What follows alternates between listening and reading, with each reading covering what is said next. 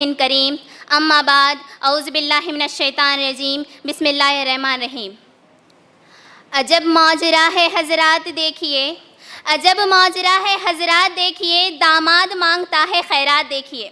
सदर अली बिखार शहनशीन पे तशरीफ़ फरमान, मौजूद हाज़िर सामाइन और मेरे राह इल्म के हम सफ़रों। आज का मेरा ज़ेर बहस मौज़ू जहेज़ एक फ़ितना है।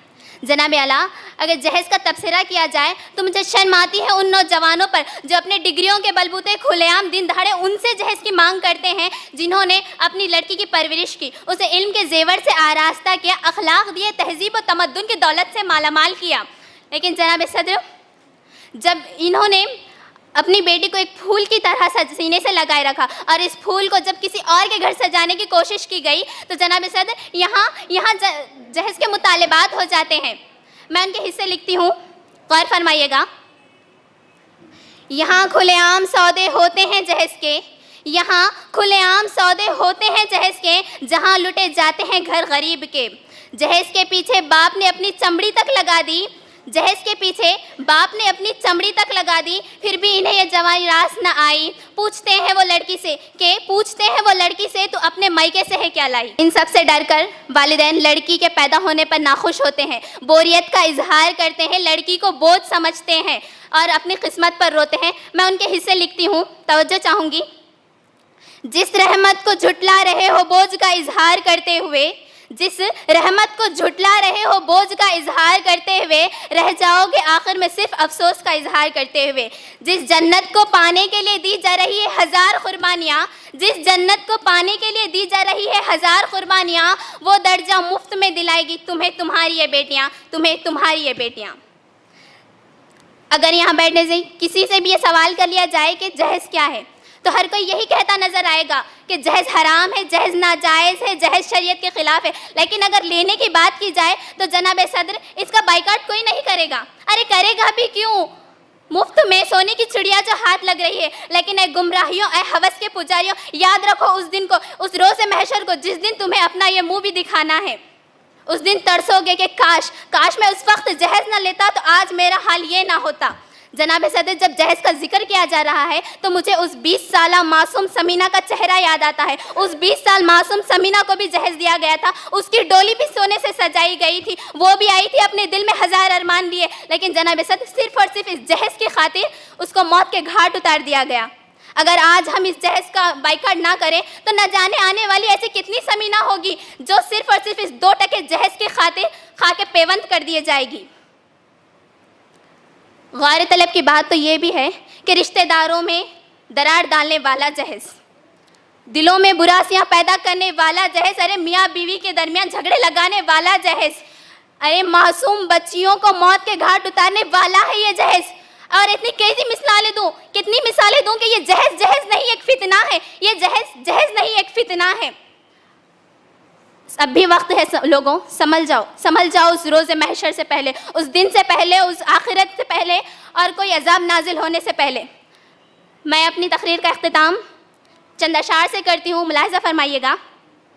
बहुत अजीज़ थी लेकिन रुक़े सहर की डगन, बहुत अजीज़ थी लेकिन रुक़े सहर की डगन, बहुत ख़रीदा हसीनाओं के नूर का दामन, सुबुक थी तमन्ना, दबी थी थकन। सुना है हो भी चुका है विसाल मंजिलों का, सुना है हो भी चुका है विसाल मंजिलों का, बदल चुका है अबले दर्द का दस्तूर, गिराने शब में अभी कमी नहीं आई, निजात है दौरे दिल की घड़ी नहीं आई, चले चलो मंजिल अभी नहीं आई, चले चलो मंजिल अभी नहीं आई। जज़ाकल्लाहु खैर। एक शख्स जो वाक़ई खुशी से देता है लेकिन उसकी वजह से माशरे में एक मॉडल कायम हो जाता है। क्या हो जाता है? एक मॉडल कायम हो जाता है। देखिए, मिसाल के तौर पर हमारी मार्केट में एक ड्रेस आता है और उसका नाम होता है हलीमा सुल्तान। इस ड्रेस को देखकर माशरे की तमाम ख्वातीन में एक ख्वाहिश पैदा होती है कि यह ड्रेस हमारे पास भी हो।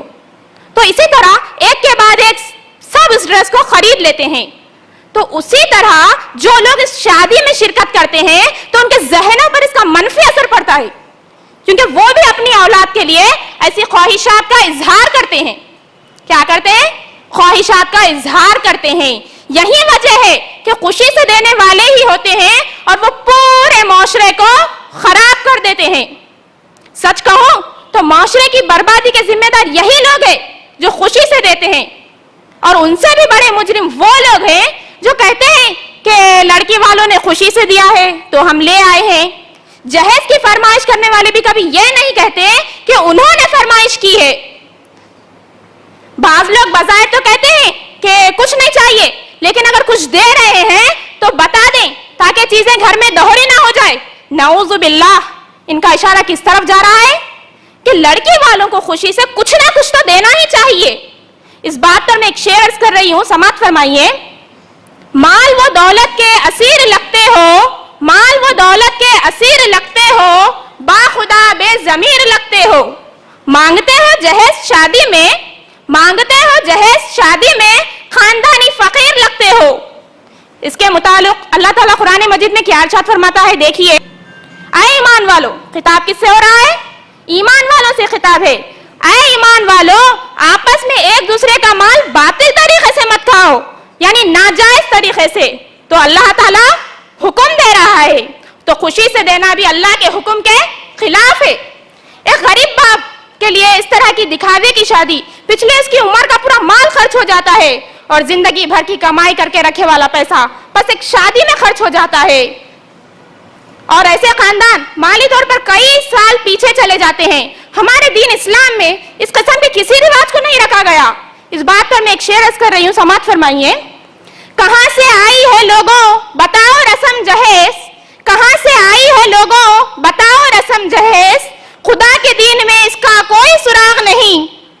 अच्छा होता कि लोग जहेज के बजाय एक अच्छी सीरत वाली लड़की की तलाश करें जो दीन इस्लाम पर कायम रहे और अपने साथ, अपने खानदान, अपने आने वाली नस्ल को हुक्म शरअ के मुताबिक जिंदगी गुजारने का सबक दे। इसकी बायकाट हम इस तरह से कर सकते हैं कि जो भी दिखावे की शादियां हमारे माशरे में हो रही हैं, हम उनमें शिरकत ना करें। अगर कोई शख्स दावतनामा लाए, हम उसकी मालूमात रखते हैं तो तभी उससे मना कर दें कि हम शिरकत नहीं करेंगे। हो सकता है एक दो लोग मना करने से इसका खातिमा ना हो, लेकिन हर अच्छे काम की शुरुआत एक फर्द से ही होती है। अगर हर फर्द अपनी जिम्मेदारी समझकर ऐसा करेंगे तो इंशाअल्लाह एक दिन इस किस्म की रसूमात का खात्मा जरूर होगा। आखिरी में मैं एक शेर कर रही हूँ, समाअत फरमाइए। कोई तो ऐसा रिवाज लाओ ऐ जमाने वालों, कोई तो ऐसा रिवाज लाओ ऐ जमाने वालों, जिससे बेटियां जीत जाएं और जहेज हार जाए। ना जाने कैसा ये हाल हो चला है, दिलों को झोड़ना छोड़ो, पैसों का कारोबार हो चुका है। जिसने दे दी अपनी परवरिश तुझे, जिसने दे दी अपनी परवरिश तुझे, अरे उस बाप से मांगना बाकी क्या रह गया है। अहद हाजिर की शादियां खिलाफत रस्म और रिवाज की तरह हो रही हैं, जिसमें नाच गाने, शराब नोशी, लजीज पकवान जिसको जाया किया जा रहा है, ये नुकसान हो रहा है।